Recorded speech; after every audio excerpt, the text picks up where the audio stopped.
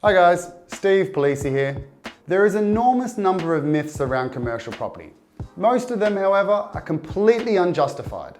Let's take a look at 3 common commercial property myths. Number 1, commercial properties have huge vacancy periods. This is the most common myth I hear.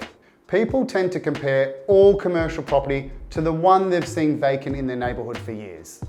But there are so many types and locations with commercial property. You should never put them all in the same basket.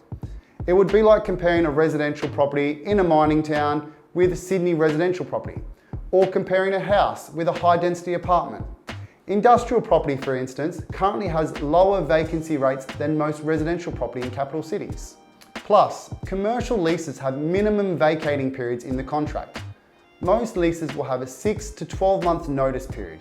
This means you will usually have 6 months worth of rent coming in while you get to look for another tenant. With residential property, tenants can be volatile and just leave with minimal notice. As with all investing, it's about choosing the right one. Number 2, commercial properties don't grow in value. This myth could not be further from the truth. Commercial properties have grown on average 4.4 to 6.5% over a 30-year period. This is the same figure as the residential 30-year period. Different commercial asset classes will have different growth rates. The question is, what commercial properties grow more than the others? As in the residential market, there are plenty of factors that can contribute to capital growth, such as the location, demand, population growth, infrastructure spending, vacancy rates, the lending environment. As the value of a commercial property is typically tied to its rental income, if these growth factors cause rental increases or more demand for the property, you'll also experience capital growth. Number 3, there are fewer value-add opportunities. Commercial property, if anything, has more value-add opportunities. People usually make this statement concerning strata title property, like offices or warehouses, because those properties don't have the usual residential development opportunities. But if you buy a freestanding building, you will still have these options and more.